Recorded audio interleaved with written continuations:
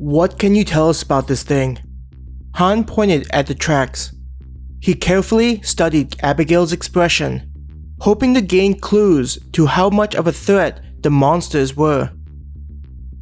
Though they would be able to restart from the beginning if they were to die, during the battle, due to a lack of information, Abigail wouldn't be able to do the same.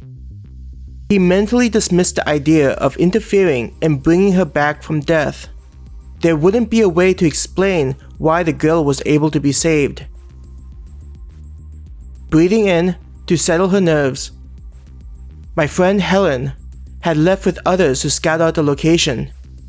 They had run into creatures able to mimic animals we've seen on this level. Her eyes shifted to look at the deers grazing off in the distance, as though distrustful of their innocent behavior. Helen explained what had happened and was worried we'd be under attack. The group had rushed back. You mentioned how something worse had arrived instead of what your friend found? Jennifer cautiously tried to pry information. Abigail nodded. Shortly after she had finished reporting to us, the light originating from the ceiling of whatever this place is dimmed, and night fell on us. She closed her eyes, trying not to remember what happened. One of the people belonged to Pennasoft? It was the building we'd entered and found the portal. She had stepped away from the group and was snatched. Her jaw clenched as she tried to control the quivering voice. Everyone concentrated on Abigail's words, their breathing slowing as the story unfolded. We only had seconds to reach for our weapons before something matching those prints emerged out of the dark. Tears formed in her eyes. Helen pushed me, yelled for me to run, when several of the members of the special unit were eaten alive. Abigail's words came in spurts as she cried. I ran away. Abigail looked at Han as though hoping for forgiveness for her actions, her eyes overflowing with tears and emotion. Jennifer walked over to Abigail and embraced the girl. With their experience from that night, Jennifer was well aware of how it felt. None of them would forget about that night at the police station, running away from the screams of the police officers who were being eaten. Turning his gaze towards his mother, Han saw his mother looking at him, her eyes concerned about his own mental being. It was apparent that she was also thinking of that night, abandoning her husband and everything else just to make sure her children would survive. Julia, do you know if these tracks were made during the night? Han wondered if the creatures only moved when the light above dimmed. If the things only moved in the night, then they may be able to move more cautiously until they were able to locate Abigail's group. Julia's avatar pressed her lips together, mimicking the look of a human trying to deliberate on the evidence provided. It's hard to say. The tracks are definitely old, indicating that time had passed. She tilted her head. I'm just not sure whether this was limited to when the lights dimmed. Han clicked his tongue, not expecting such an answer. If your plan is to save whoever's still alive, I think we should continue. Jimin surprisingly spoke out to them of her own volition. Even more surprising was how she had removed her helmet, exposing her face to them. Several of the members in his group looked in surprise at the ice woman. Ruby and Ivy both had their eyes widen in shock, not expecting Jimin to take part in what was happening. Jimin's eyes tracked each of the people looking at her, frowning slightly. I'm also curious about this girl's group. They may have some answers to questions I have, especially for understanding this place and how it involves the facility. Feeling himself grin at her defensive remark, I agree. Abigail's group likely has valuable information.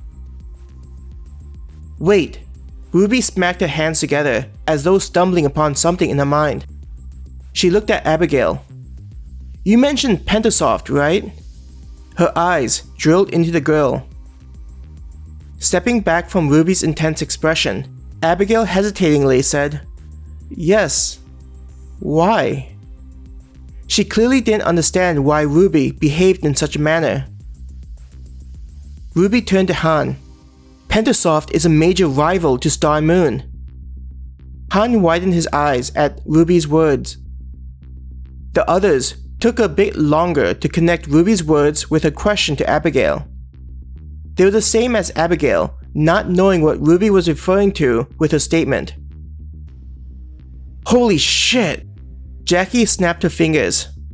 Her head looked at everyone, shocked by what she realized. Turning her head back and forth, disbelief written on her face. Do you not understand? Han stayed silent, waiting for Jackie to explain. When Jackie realized others didn't understand the significance, she tilted her head back. Sighing in frustration, she ran her hands through her hair, her fingers massaging her scalp. Just spit it out, Jimin sneered. Jackie tilted her head forward and rolled her eyes. Pentasoft is a competitor to Star and Moon. Even if you haven't heard of the company before, the fact that they compete against Star and Moon means that Pentasoft is somewhere in our world. As though glass shattered in everyone's minds, they halted in their movements. It was apparent they had made the connection, though the revelation disturbed some. How can they be from our world? This makes no sense. Jimin raised a hand as though sweeping the evidence away from her. You're telling me they somehow discovered some device and happened to be sent to where we are? Jimin scoffed at the thought, not wanting to entertain it any longer. Ivy turned towards her friend. Are you sure this might not be just a coincidence? Maybe they had a company similar to one in our world. Before Ruby could rebut Ivy's words, Abigail stepped in. I don't know how this happened, but we do have a Star and Moon in our world too.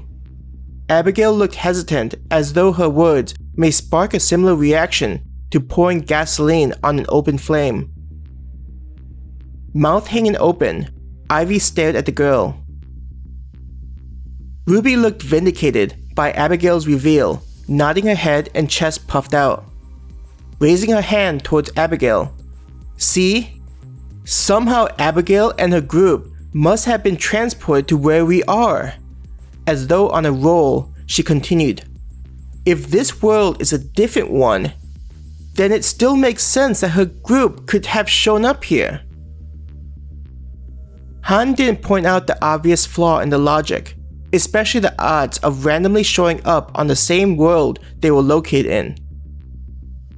The others looked equally unconvinced, not willing to blindly accept such a coincidence.